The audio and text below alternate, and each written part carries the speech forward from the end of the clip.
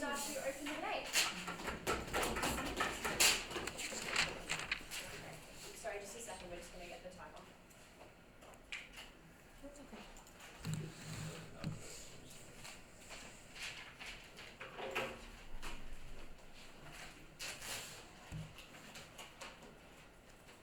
In the world of rapid urbanization, where most of the jobs are supplied within the realms of large cities, where most of the jobs available are within the spectrum of areas with where a lot of people are already concentrated, we have a problem of high rising prices. This is a situation in which individuals are unable to find a job that fits their criteria or fits their abilities because they're unable to pay for the rent. When we talk about large cities like New York, like Tel Aviv, where over the past 5 years the renting prices have gone up 150%, and an average and minimal income usually are not even enough to pay a monthly rent. We think that this is a terrible situation that stops the development of the city itself, stops and limits the choices and the abilities of the citizens to develop themselves, to support them properly. And moreover, we believe that this situation is creating significant harm in the sense that it harms the economy in the way that these people are not participating in the working cycle and in the economy as a whole. We believe that they are, when we talk about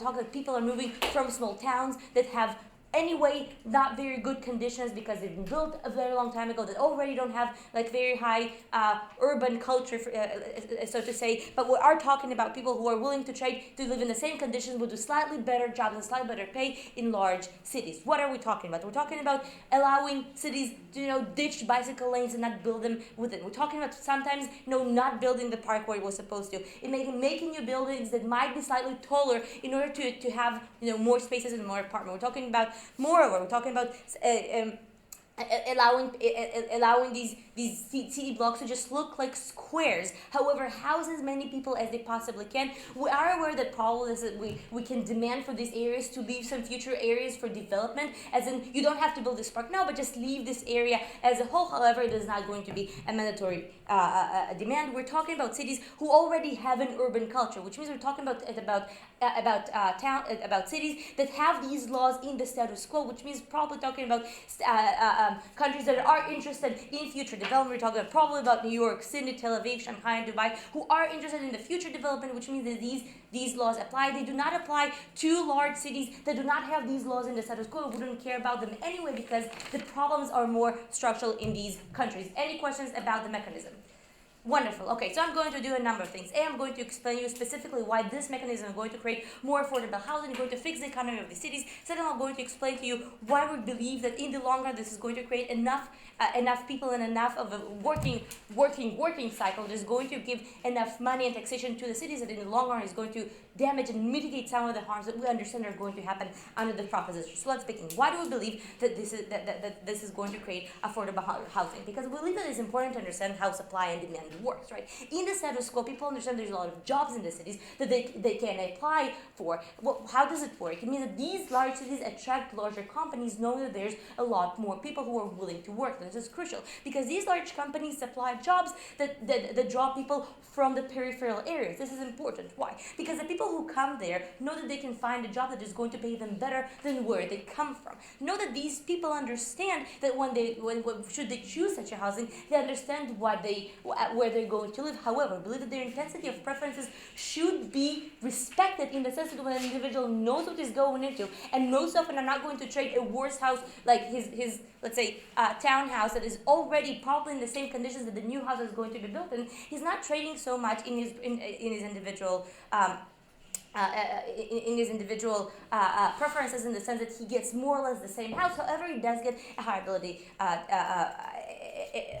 higher rent. Why is this very, very important? Because in the status quo, these people are not able to pay the rents. Why is this crucial? Because these people, when they come to the cities, end up being sucked into a vicious cycle of just living from rent to rent, knowing that they cannot go back because back home there aren't enough supplied jobs. However, when you lower the demands for the quality of the housing, not the quality, but you allow not to build a bicycle lane, it means that naturally the price of the building is going to go down because it is no longer included in the house and in the price of the apartment. It means that naturally the prices are going to go slightly lower, which means that the rent is likely to go down because the individual who bought the apartment in the first place has less of a money to return into his back pocket, which means that there's going to be easier to find more affordable places. This is crucial because now people can choose the type of housing they want to live, which means they're more likely to find the work that pays, which means that they have slightly more money in their pocket to generally develop a slightly better economy. Before I continue, a POI. Maybe from second, maybe from first. Opposition agrees. Wonderful. So why do we believe that this is will mitigate the long-term harm? Oh, anyway, POI. Sure. Could you please prove in this way why the housing price will be accessible to the poor people?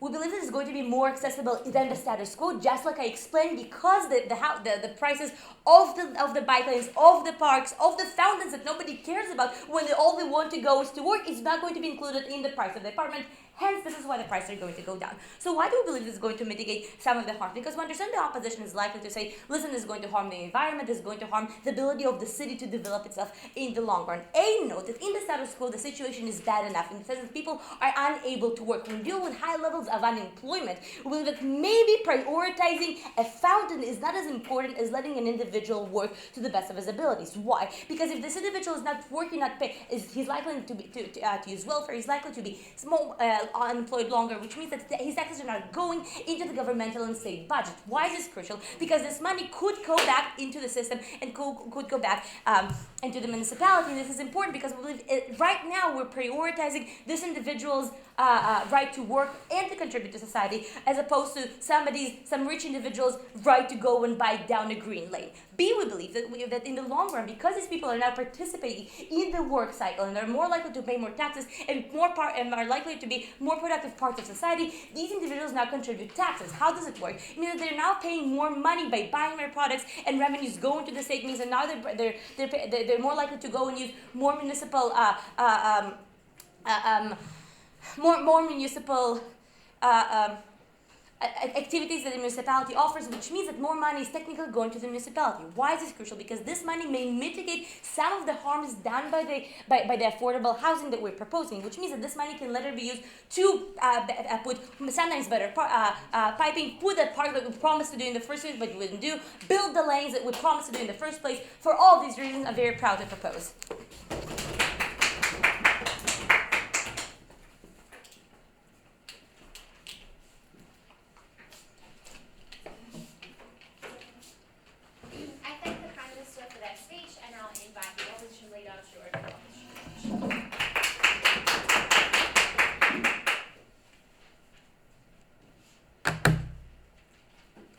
People come to megacity with huge hope, but we don't think they are likely to get a job that portraying in opening opposition. We don't think they do have the accessibility to those slightly better jobs for basically two reasons. We'll also give you alternative to talk about why the society, there is a trend of anti-urbanization and to have different economic zones outside the megacity instead of concentrated in megacity. But before that, let's deconstruct your main argument first. Firstly, we don't think that poor people are benefit as that much as they are mentioning, because when you go to that city, they have already mentioned that it's slightly better job. That doesn't mean it's a high rise in your salary, but at the same time, usually in mega city, in those big cities, you have high commodity price, means that when you earn more, you're also spending more. We think at the same situation, you end up with the same situation in those small towns, but you're also facing this difficulty of buying those extremely expensive houses, which is super high in those big cities. For example, Shanghai, it's 1,000 times difference from Shanghai than other cities inside China. But secondly, we don't even think that they are actually giving you any mechanism on what is backdrop that they're talking about. We don't think that do have a backdrop option in the city. So two reasons. Because firstly, the work type in the megacity is different. Because if you look into those big cities and look into the people who go into there, usually poor people go into there because they think they are better, because they think they are better job opportunity. But the job that offers in megacity are usually related to because that is usually financial center, economic center, inside of agriculture or other center. So usually the job type offered is giving a high requirement on the skill, which we do not think that those people that are coming here have the skill to do that job. But on the second layer, that we can let's be nice and engage with them, because you still have jobs like construction, for example. We think those poor people, if they go back in the town doing the same job, they're more likely doing the same job in this case. But we think in these cities, it's even hard for them to get those constructive jobs, because local people attitude is extremely important. We think that's concerning whether they can integrate it in that or not. We think local people's life have been sharply degraded, especially when they have a feeling after a swarm of people come into the city, occupy the city, and like generally speaking, like there is high rise of commodity price and housing price that they themselves are being involved in. So what does that mean? That means our employer, because he knows that when he's selecting like employee into his shop, for example, he needs some cashier here. Because the local people do not like this group of people. He's less likely, if there's a comparison between their own local people and that person come to here, it's more likely to hire the local itself. I think even employer himself may have some hospitality towards that. Especially in some cities, there do existing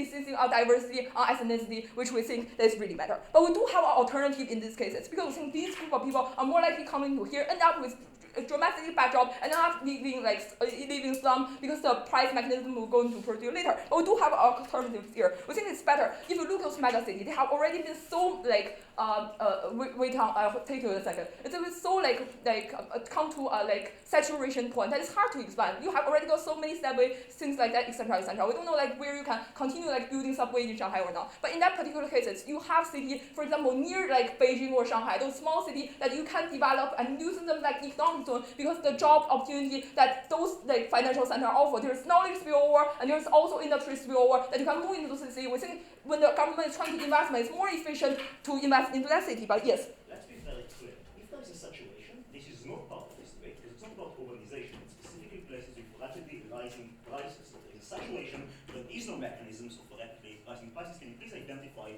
what are the situations which are relevant?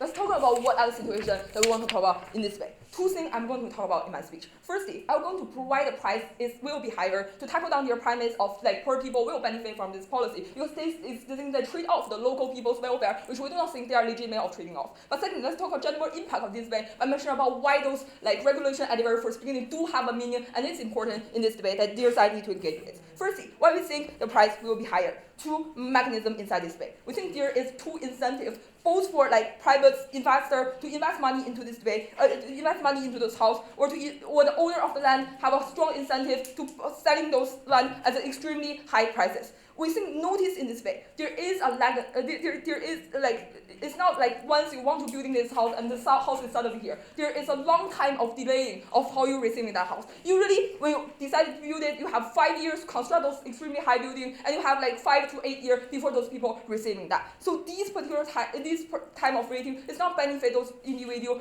immediately, but what's more, it do give opportunity for other people to take advantage of. What are people mentioning about? We're talking about the private investor here, who know there is an increasing demand. So many people are waiting in the street, waiting for those houses and want to buy in that. That's the moment that they're with a huge amount of capital would like to throw those capital into those houses and immediately making there is a pumping up supply inside society. We're driving the price of the housing even more unstable. If you look into cases of Venezuela, especially when they have a currency instability, those people have already got a high incentive to investment in those houses, and there is just their opportunity. But on the second layer, we think people who own this land will also have an incentive to invest in that, no matter government or the private owner of the land, because they found that the lucre margin of the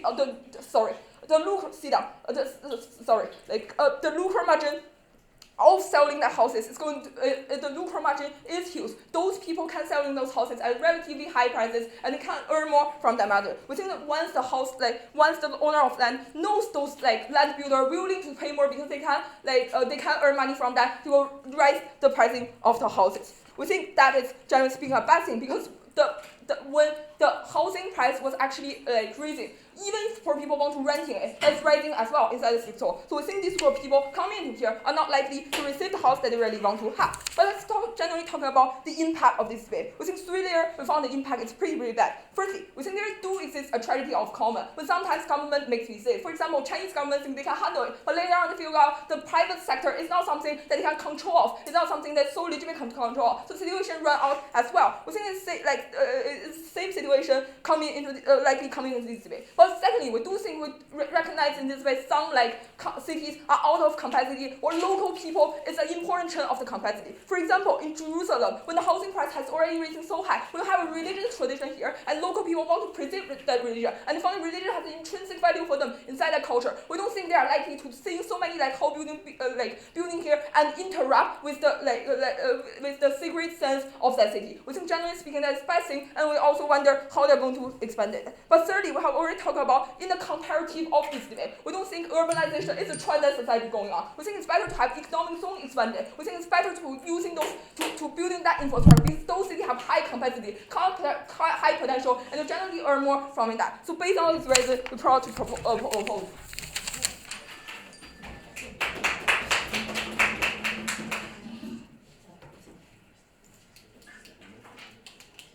I thank the opposition leader for their speech. I now invite the Deputy Prime Minister.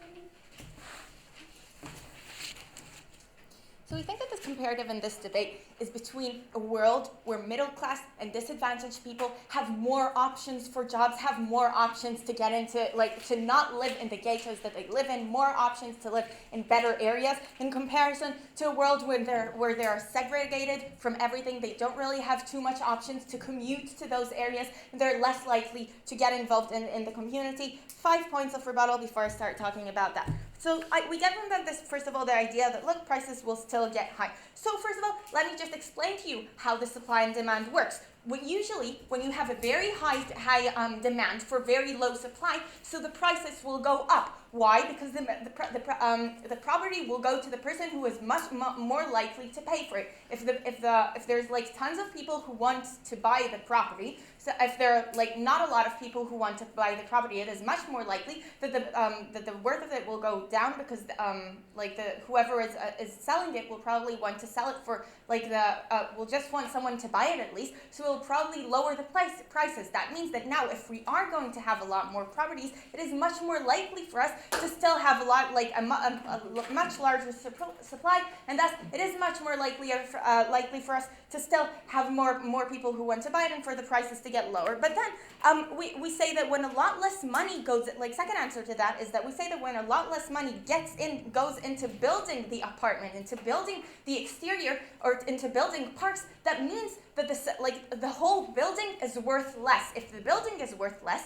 it means that you'll pay less for the apartment. If you don't have a huge park, if you don't have Central Park in front of your house, and instead of Central Park you just have a lot of other buildings, it means that you're not living on 5th Avenue, you're probably living on 3rd Avenue, and that is worth obviously less. But the next idea that they give us is, look, they start talking about Venezuela, but Venezuela is not in the debate. We're not talking here about third world countries. We're talking about countries where the prices are going high, ridiculously high up. And then fourth answer to that, we say that because they tell us that there's going to be the same prices all the time. That makes completely no sense, because people are always going to buy the nicer house, the nicer house. If you have a very nice house and a not really nice house for the same price, everyone is going to want to buy the nicer house. So whatever they're trying to explain to us makes no sense. But then they give us this whole idea of, look,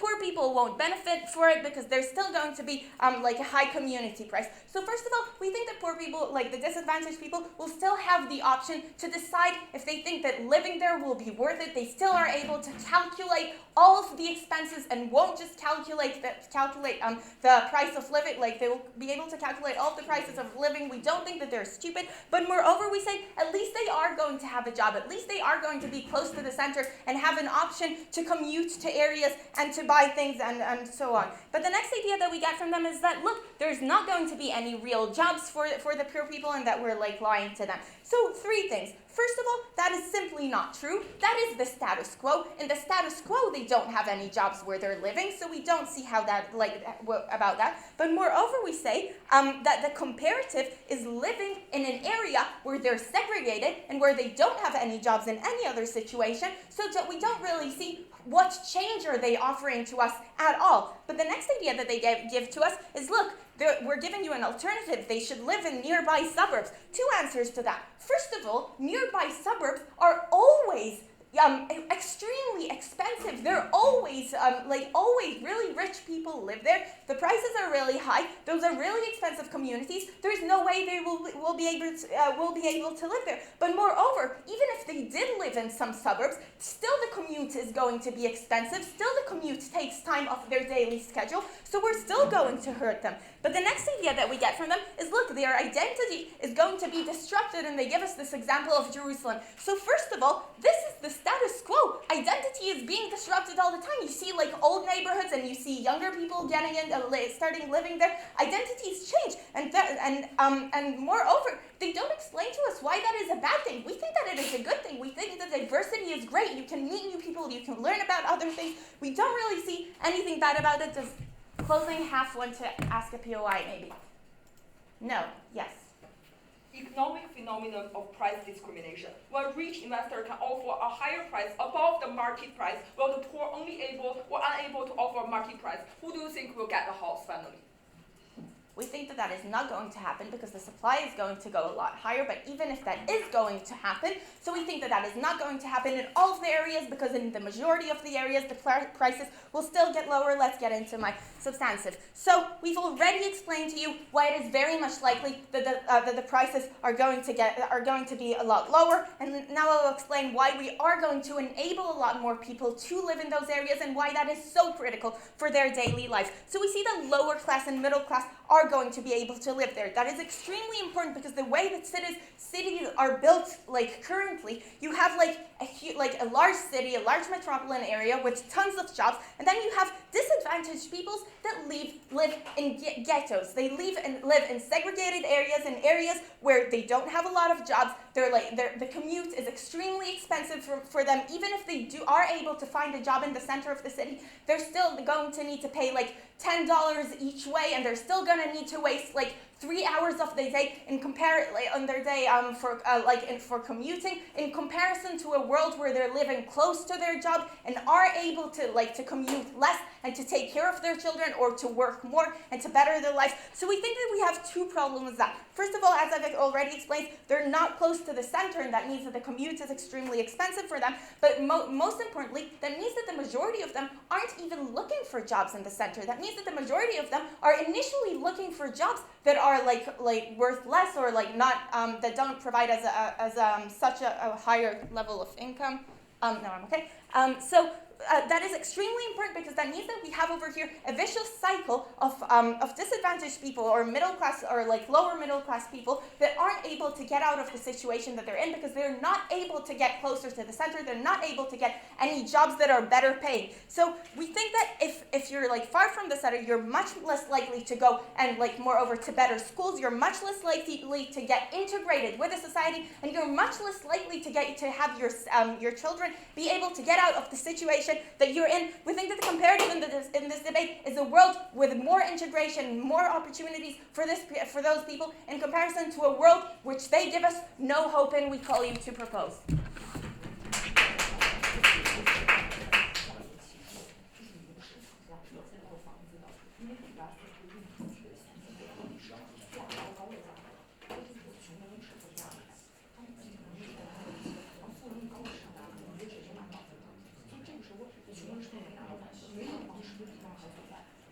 I thank the Deputy Prime Minister for their speech, and I'll invite the Deputy Opposition Leader to continue.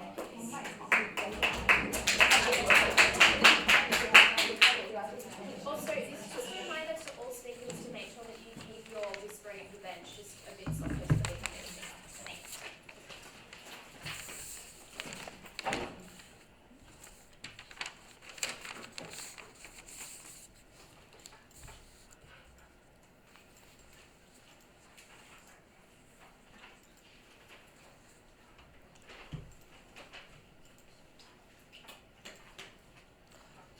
ultimately, side-opening government talks about one thing, that they are going to want to give more opportunities and integration to these people. But how? How this policy leads to that? Because all the arguments and analysis only point to one thing, that in their best case scenario, these people somehow get a place to live. That doesn't equal to them get a job in that area when market demand of labor is already full. We don't want, urbanization is a myth. In terms, it brings up the city for a while. But when people are taking too many people in the city, that's why we have this restriction on this property development. We restrict the numbers of people staying in city to prevent them getting unemployed and lead to other problems such as crime, seeing how Chicago in the 60s have a large population in there, and the city planning is extremely bad. That's why we need that city planning for the long-term development future. We prefer a world when this city goes out of the world, goes out of the area, goes and expand to the suburban area. But then they talk about let's talk about engagement, right? Let's pick the example that comes from them. Because they talk about suburban areas are rich where rich people live in. We think they have a wrong context of this debate. In that context, that city is already very, very developed when rich people move out of the city. Inside the city, the prices of property is likely to be lower than what they talk about. It's driving, the rich people is not in that city because they are not doing the investment in that city, they're going to the suburban areas. We don't think that's the context of this debate. We're talking about in a context where rising population inside the city lead to a rising demand and also rising prices. What should we do about it? Let's talk about the other things they talk about. Number one, they talk about these people are unable to find a job and it harms the economy.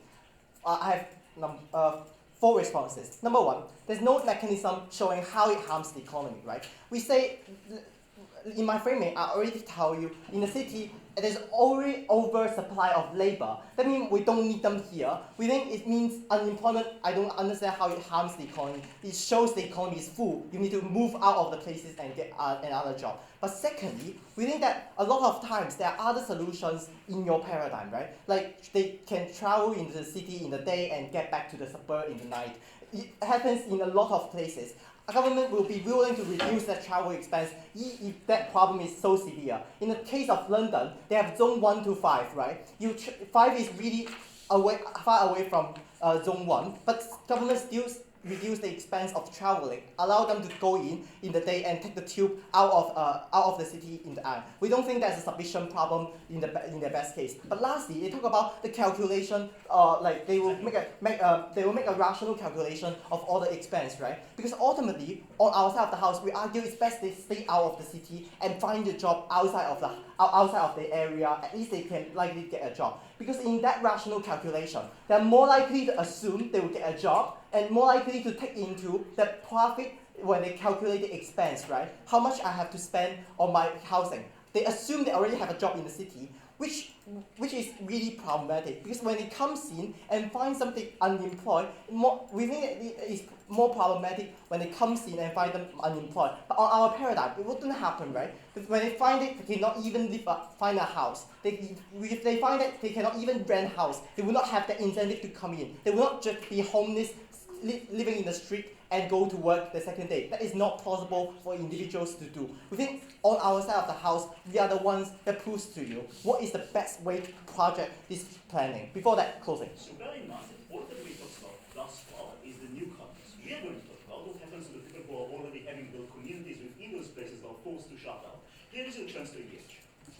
Alright, let's finish my argument first. Number one, let's talk about the price mechanism, right? I don't understand how you suspend those restrictions, suddenly decrease the demand. Because to me, intuitively, suspend those restrictions lead to a high supply, right? Because it opens a lot of places for people to live in. That means a lot of times, because there's already existing industry of these landowners. It means investors are expecting the price is going to rise. It means a lot of times they require more return when they invest. That means the landowners are more likely to charge at higher prices when the supply increase. That means even if your demand is likely to go down, or I don't think the demand will go down anyway, but I think your supply goes up, your prices is still going up because the price is no longer driven by demand and supply mechanism. It's driven by the supply.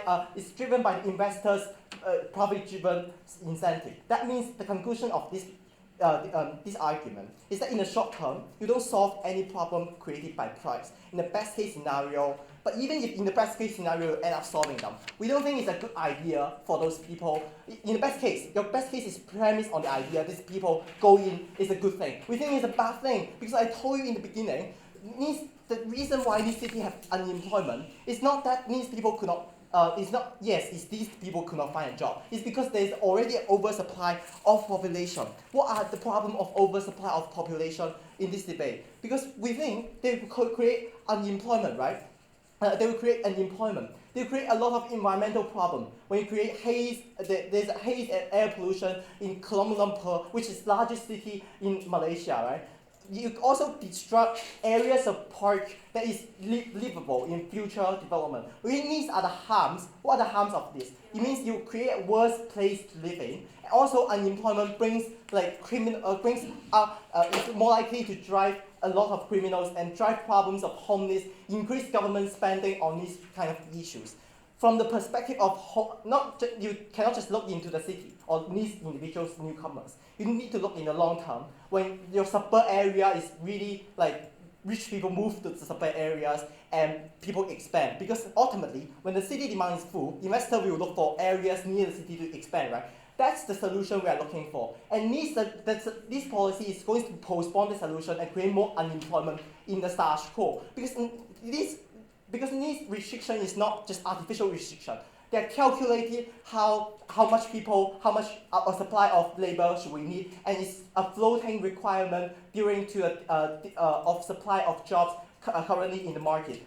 And ultimately, we prefer a world where city is a more livable places and it's a better places to live in, and we have less unemployment. And let's not just look in the city, look in the whole country. We prefer a city when it cannot expand anymore, cannot expand itself anymore, expand outside of the area, which is beneficial for the whole economy, and we don't need those newcomers come in, cannot find a job but find a place to live and have so much expense. For those reasons, I'm very proud of this.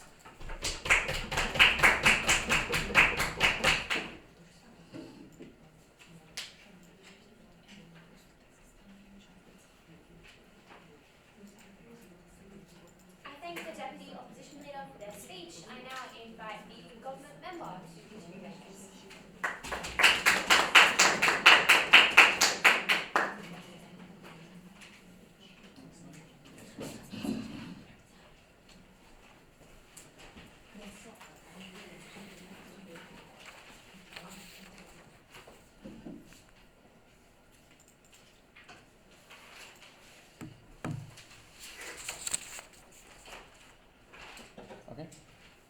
Dear panel, here's where the debate stands at this point. Opening government talked to us about the need for newcomers to have access to cities.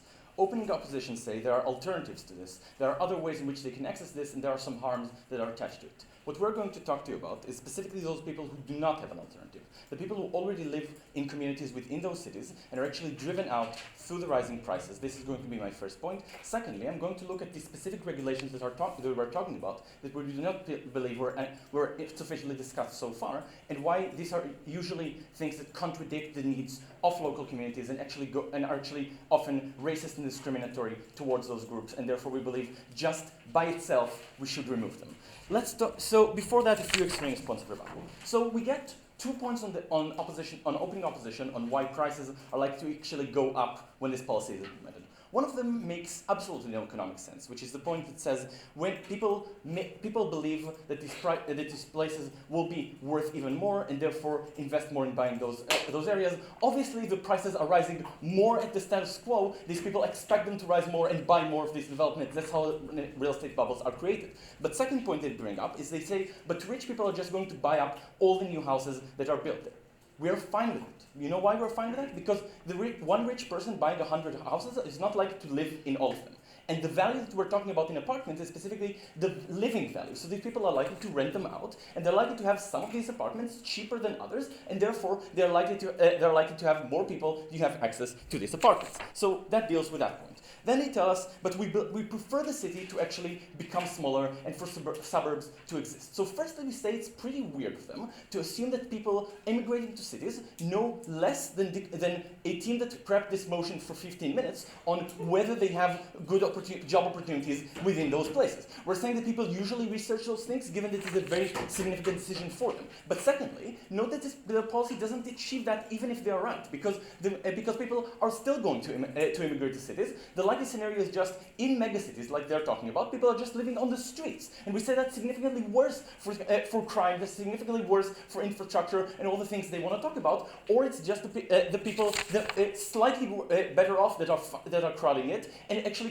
putting themselves into debts in order to live in those cities. We're saying that is a much worse scenario for the newcomers that they want to protect. Moreover, note that suburbs are usually environmental disasters in the sense that they require more roads, more infrastructure, more cars, more traffic in commuting. All these things mean significantly worse environmental harms on their own criteria. But let's talk now about the communities being pushed out. Because we say there are mostly when you have rising prices, what happens is there is an established community within a place, and more people from upper middle class come into that neighborhood in sort of what's called sometimes urban renewal, but we would call gentrification, and actually pushing those people out. How does this work? Because most people in those neighborhoods rent their houses and don't own them themselves. What happens is it's enough to have 5 or 10% of the people willing to move out for a richer buyer in order for all the other landowners to raise the rents and therefore make it less accessible to the communities already existing there. Meaning people are actually driven out now because they're not able to afford their own apartment, which they may have lived in for 20 or 30 years. What are the harms of this? Three unique harms. One is sense of community. Opening opposition tell us that having a sense of community, a sense of belonging, not being discriminated against, is more important than economic benefits. If that is correct, then allowing people to have their communities and to allow people to have a shared feeling and a shared feeling of community with others is uniquely important and is something that we lose when people are forced to give up ownership of their community, and that community has to spread and has to actually disappear. Secondly, we say there is access to things like education that is unique to cities that you probably will not have when they move to slums and so on. They have more ability for social mobility. Thirdly, we say they have political power from the very fact that they live in a city. They have more connections. If they stage a rally in Shanghai, more people are likely to see it than if they do it somewhere that's very far from the public eye. Now, how is this what happens on our side of the house? Obviously, gentrification to an extent still happens, right?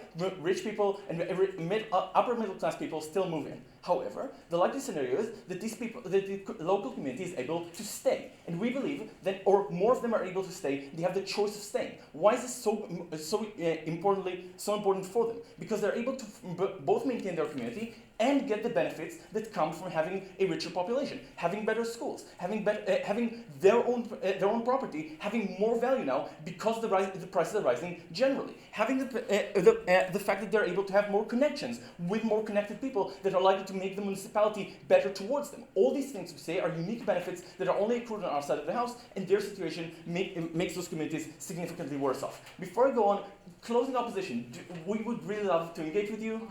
Go. So prove to us why that kind of increase in quality of education will happen when there has been a long-term stigma about how people understand these suburb areas or slum areas to be like. Okay, so we don't think we have to show you a perfect world in which all the problems of these communities are suddenly solved.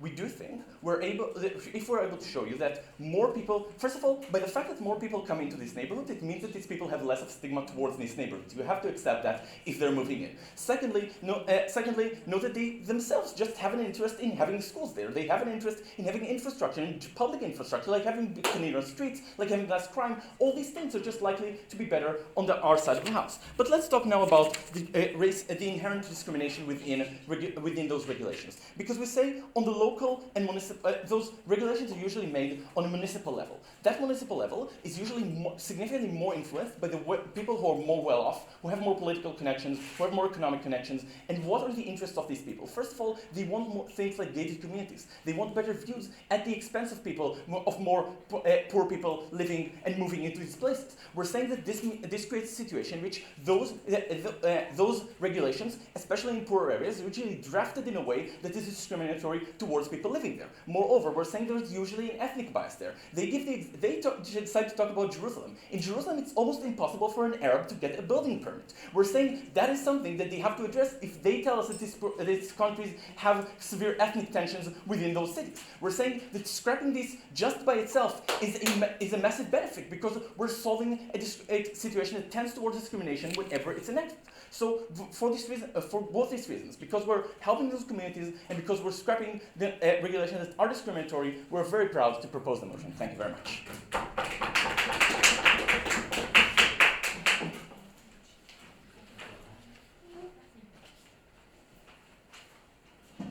thank the government members for their speech. I now invite the opposition member to continue next.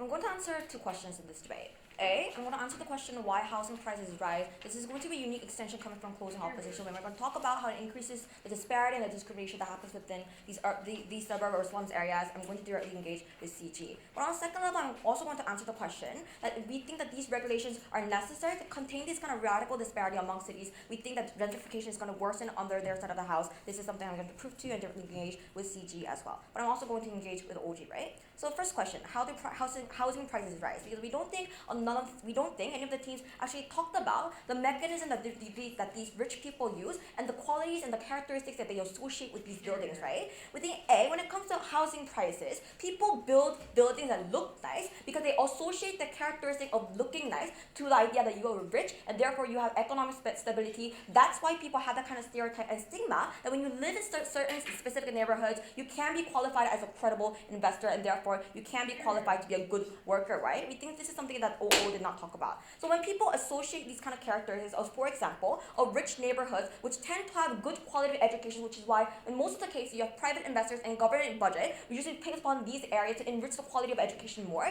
We think that's where there already happens to be a disparity between the quality of education, therefore a lack of opportunity and access given to these people living in slums and suburb areas. So therefore, if housing and the places that you live in seems appealing, that's when you have most of the funds, most of the investment given to these kind of buildings, which is why in most cases when it comes to Malaysia or Southeast Asian countries or Northeast Asian countries, governments, even if they try to build a lot of the buildings, you usually have the leftover suburb and slums areas that are left to be gentrified, therefore they're going to be victimized even more. On a second level, why housing property is used as investment, right? Because when it comes to when it comes to our first level, when it comes to housing property, it's used as an investment for the rich people to use by incurring rent, which is something that CJ talked about, right? But the problem is that beforehand, when they build the buildings before they rent it out, right? They build up buildings that look nice because they're a profit-seeking entity. In that case, they build buildings that look nice to increase the profit that they can get. So therefore, they're going to sell it to people who can afford it, rather than selling to people people who have risky, credible management. Therefore, we don't think that that kind of feasibility will stand under their side. So therefore, in most cases, you focus on external features that look appealing to make sure that you, as a person who's been investing in creating this building, will be able to sell it to people who can actually pay you back when it comes to rent, rather than kicking these people out, which is why you will always have more exacerbation of discrimination and more gentrification and victimization of these people, right? Therefore, when you have disparity and discrimination within these neighborhoods, why regulations limit them, right? Because we think at the end of the day, the comparison is, it's not about us making it more equal, but it's more about how do you make it less unequal, right? Because at the end of the day, when it comes to government expenditure side, we think at their side is you still give these people incentive to focus on creating monetary or like financial or like profit-oriented business like housing entities. Therefore, you will always victimize and have a small group of people who will be minorities, and therefore they will not be able to benefit because of the consistent and continuous stigma of them not being capable enough to have good jobs or good opportunities to be given to them. Rather, on our side, when you don't allow this freedom to be given to these people, we think that's where you have a debunk of that incentivization. Therefore, we think people will be at least less profit-seeking, right? Because therefore, we think when it comes to OG's premise of solving like skyrocketing rent systems, right? We think that's a false idea because you're not changing the paradigm or the mechanism that rich people use that allows them to invest in these kind of housing mechanisms. We don't think that they will be selling them to these poor people, right? No, thank you. Rather, we think a better or more stable counter-narrative coming from CO uniquely is that you're going to tax or limit the property rights or the usage of these people. So therefore, you're actually engaging within the problem itself. We think that's more of a solvency linked to the problem itself. We think what's problematic when it comes to government bench is that we think when you understand the temporary nature of the prices of housing, we think that in the long term it's going to harm the sustainability of the cities when people will always have different ideas of how to create a better looking city in order for you to increase your profit at the end of the day. We think during the procedure of how you try to urbanize or try to make those cities look better, we think that's when you have a creation of more victimization when it comes to people. So second question, right? Why regulations are necessary to contain radical disparity, but before that I'll take closing. So if the entire analysis you just gave is correct, that means every developer has the interest of making the most expensive apartment he can. How come cities even have apartments for lower middle class people? Okay, so I'm going to talk about that because I'm going to talk about the different scenarios of how people tend to have different motivation and different incentives to create different types of buildings. But on a first level, right, when it comes to people living in rich areas, that's probably because you have rich people living in rich countries, rich neighborhoods, which is why you have funds and investments only towards that area. That's not something that the government controls. In this debate, it's about the rich people actually using their monetary financial capacity to create even more radical disparity. We think that's something that we object. Right? When it comes to the objectives or the incentives that allows people to use housing mechanism as an investment, right? When it comes to the objective itself, if you as an investor who's trying to create this kind of property to sell it to other people, it'll always depend on the target that you want to focus on, right? It can be for poor people, it can be for rich people. But the thing is, you need to understand, depending on who you're selling it to, you as a person who's selling it, want that rent back, right? You want to make sure that these people be able to afford that kind of rent. That's why we think credit is extremely important. But, Madam Speaker, when we told you, when the idea of credit is also based on the idea of stigmatization and the stereotypes that you have towards certain types of people with living in certain types of neighborhoods, we think when it comes to the idea that you live in a physically different building will also feed into that kind of stigma and stereotype as well. When you have a more clear differentiation of those kind of buildings and the people who live in it, we think that's when you increase that stigma. We think that's when you will have more stereotypes upon these people who live in slums and suburb areas. So two scenarios, right? About people living within rich neighborhoods. We think when it comes to unique inherent characteristics of rich neighborhoods themselves who have stable investment, stable funds, and therefore they've always had stable neighborhoods. We think these buildings and the people who live in it are always going to be economically more resilient to these kind of investments and the kind of profit-seeking mechanism that these investors use. Therefore, they will be victimized the least within this debate. We don't think that's more of a bigger problem because at the end of the day, you're always going to have these rich neighbors who will always be able to buy out these neighbors in slums, which leads to more gentrification. We think that's more harmful on their side of the house. So on a second scenario, when it comes to like slums or like poor neighborhoods, right? First, we think when it comes to investors who are not able to change the kind of paradigm that leads to this kind of profit-seeking mechanisms, we think they will be able to create numerous buildings on a very low price. We think in that case, you will create conflicts of building which feeds in the stigma more because you're always going to have slums like in Hong Kong and like Shimsa when you will always have like poor people living in specific kind of buildings. We think you don't change the stigma. But on a second level, why gentrification is worse and more exacerbated is that because you increase the vulnerability of these people, because rather than these driven out locals buying these buildings back, we think these owners are more likely to sell to these people who have more credit. Therefore, you do not have a safety net for these people who you discredit at the end of the day. We think that's why investment in this sense is bad. Therefore, out of many things, we think we're highly proud to oppose.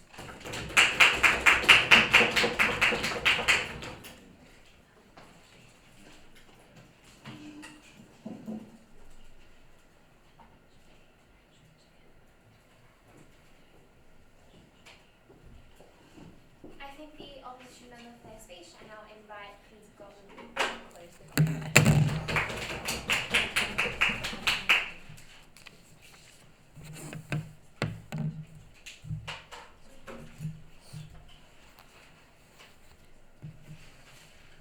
Okay. Rebuttal to CO, and 3 questions. Firstly, what is the likely scenario in this debate and why we prioritize local communities, then the harms to local communities, and then why it's inherently discriminatory and therefore should be banned on principle. Rebuttal to CO. Firstly, most of the analysis, the 6 first minutes, are about investments and why they're likely to decrease. Here is one line which is going to reverse the logic of what we've heard.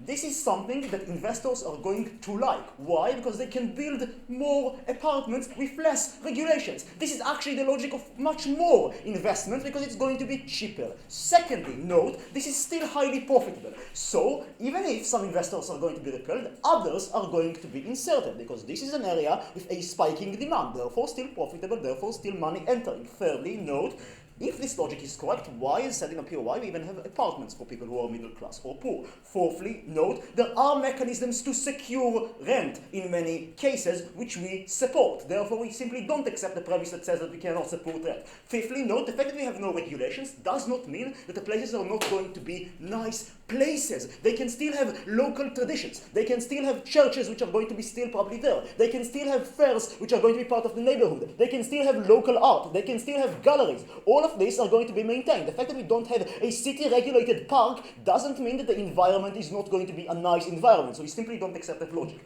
Then they say, slums. Here is something which is crucial to understand in this debate, which is also going to enter the first question of the likely scenario. Note, this is not a debate about the merits of urbanization. Here is an issue. Because there is a lack of jobs within rural areas, people have the incentives to move to the city anyway. If this is correct, and now they're going, according to the logic of the opposition, move to weaker cities, these cities have less of a capacity to actually integrate them. Therefore, you are creating, this is not a comparative point, because you are creating worse slums, which actually means that more people are going to be trapped, which actually means that less people are going to have access to the city, which actually means it's going to be worse off. But if they're going to move to the same city, just to the outskirts of the cities, now you're getting all of the harms of creating a slum and bad urban development without the capacity to try and integrate them to a job, which leads us neatly to the actually likely scenario of this debate. A marvelous case by the opening government regarding to what are the benefits of access.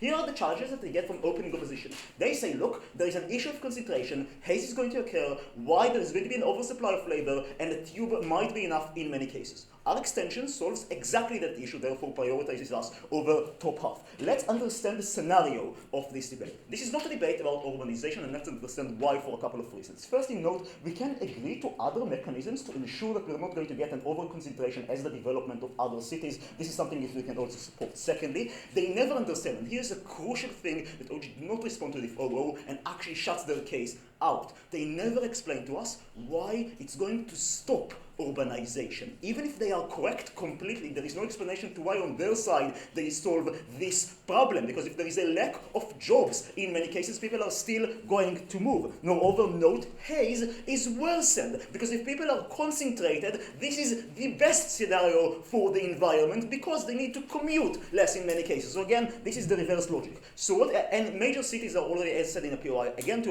already have saturated prices. So what are the likely scenario in which specifically have areas with rapidly rising demands? A, places of urban renewalship, therefore a lot of people trying to move. Secondly, places which have a spike in demand because of opportunities. Note something important to understand here. If they say that there is an oversupply of labor, this automatically corrects, because if people meet the supply of labor, less people are going to move to them over time. Therefore, we can stop the suspensions of the mechanisms of the model because they're not going to rapidly rise anymore. And now we can have some regulations just under the conditions which are not the conditions of shutting people out. So this is out of the debate as well. So note, since this is what is happening, and now we should understand what is happening to local communities. They are driven out. And note, this is something which is not solved by the response themselves if they can just take the tube. Let's understand why on the comparative. A couple of points. Here, note.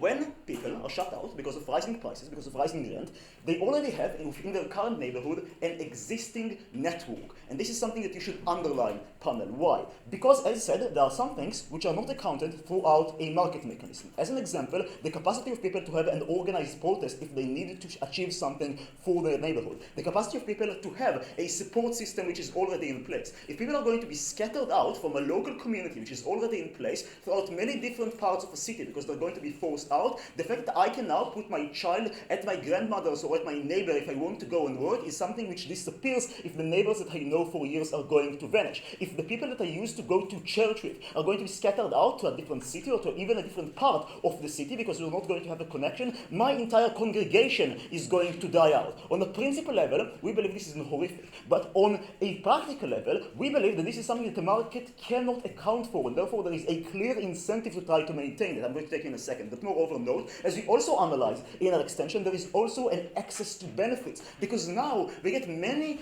of the advantages of gentrification as things as being exposed and meeting people who have better jobs and more opportunities into the neighborhood, with much less of the negativities, because now we can also maintain the local communities, just add another communities, because we're going to increase the amount of supply within these neighborhoods. Opening. If your only problem is about rich people owning multiple houses, why don't you restrict the number of houses they can buy in the China model? Look, let them buy more. Look, it's not about, sit down. It's not about the amount of ownership. It's about when there is a lack of supply, rents go up, therefore people who are currently within those neighborhoods are forced to move them because they cannot afford it anymore. And note, rent itself and solving this problem solves the actual problem, because this is the vast majority of what people spend their paycheck for. Moreover, note, on the comparative, if a rich person is shut out because now they have to be forced to a different neighborhood because people with low prices can afford them, this is something which is still okay because they can in many cases afford a car. Something which is not correct for people who are already within the poorer situations of this area. This is a clear explanation to why this solves the issue of when there is a clear idea of more opportunities which are safe, which is not something that answers that OO are able to answer. But moreover, note, on a principal level, on another practical, this is inherently discriminatory. A couple of things, and we don't get any responses to that from CO. The fact is that in many cases, the people who actually draft them are the stronger people. Therefore, there is a clear incentive to draft them out, to act as a regulation, to shut out people that they do not like, therefore mix them with racial policies, with gender policies which are bad, with sexual policies which are bad. What do we mean by that? The fact is that when stronger people come, they have a clear incentive to make them as gated as possible in order to, quote-unquote, make it nice to them. Therefore, this is a clear way for them to make sure that other people do not gain access and actually gather for their own interests only for the newcomers. It also adds to the second question of local communities, but also shows you how this is something that on principle we're not willing to accept. Because of all of these reasons, we beg you to propose the motion.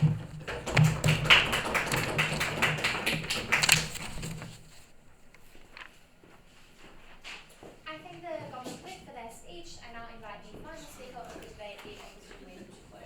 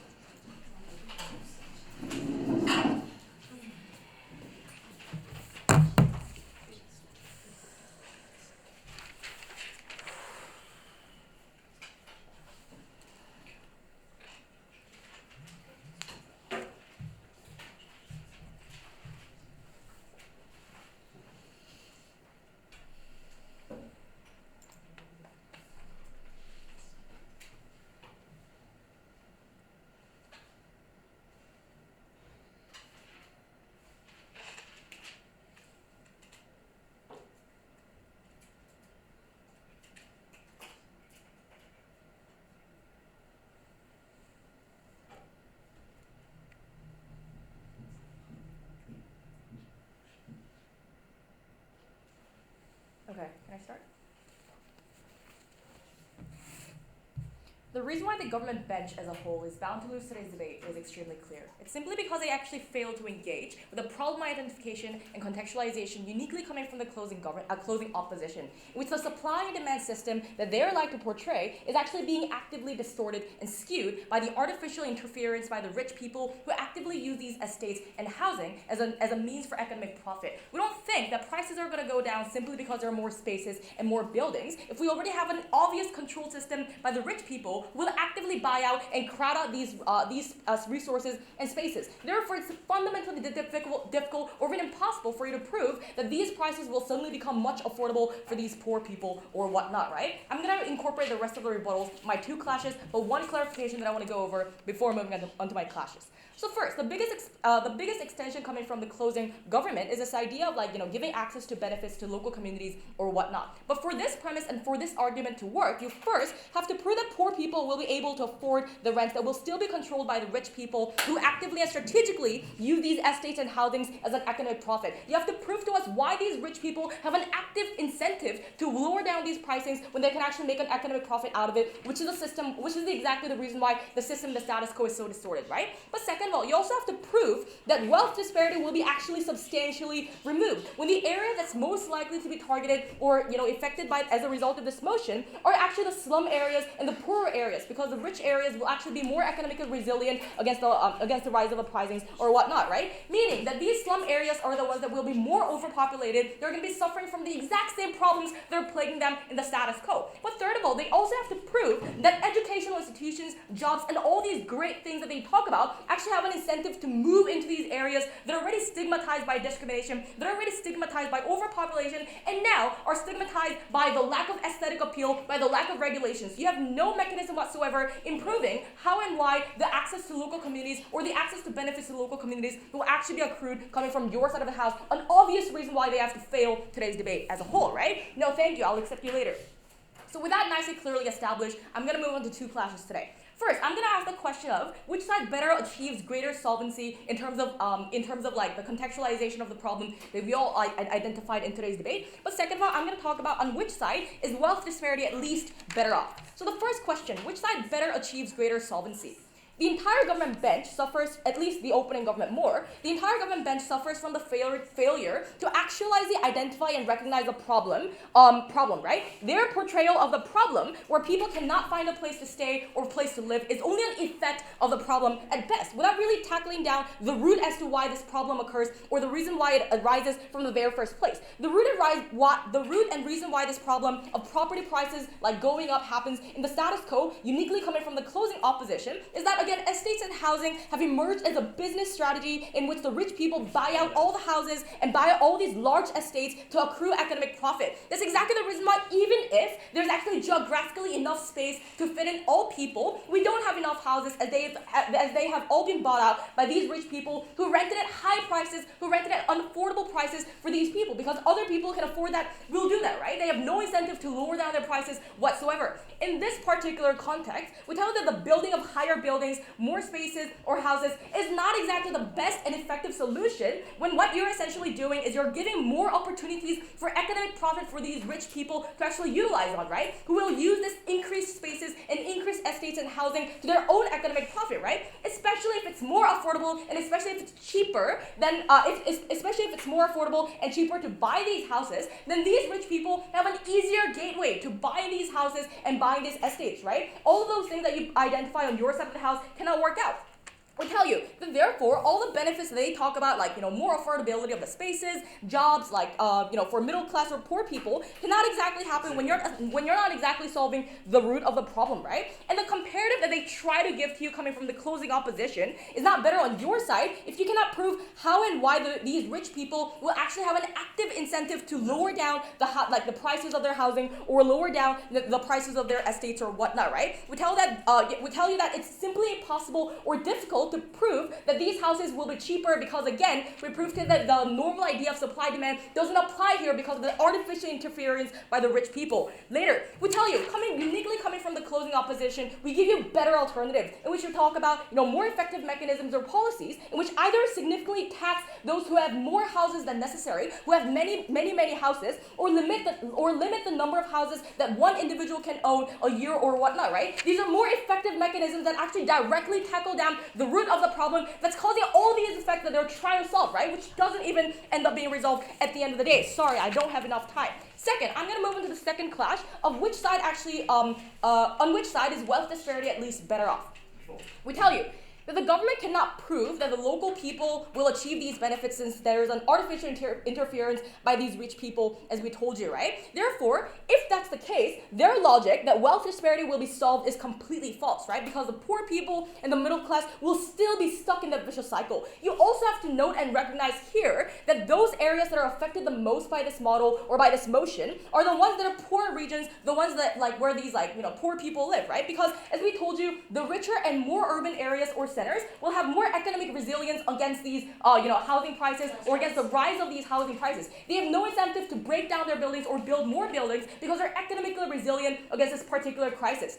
Meaning, we tell you the poorer regions we tell you that meaning the poorer regions that undermine the sustainability or even aesthetic capital of their city will continue doing so, while the rich cities will continue to urbanize and continue to look better and therefore attract more hubs for financial centers or things that actually make those areas more economically and financially powerful, right? We tell that this clear wealth disparity means that access to education, access to jobs, and better quality of life that they like to portray become very difficult because these areas will still be concentrated with the lack of capital or whatnot. Therefore, the idea of solving discrimination on their side of the house does not happen. If anything, we tell that discrimination will be worse because now these cities are undermining the sustainability of their own cities, right?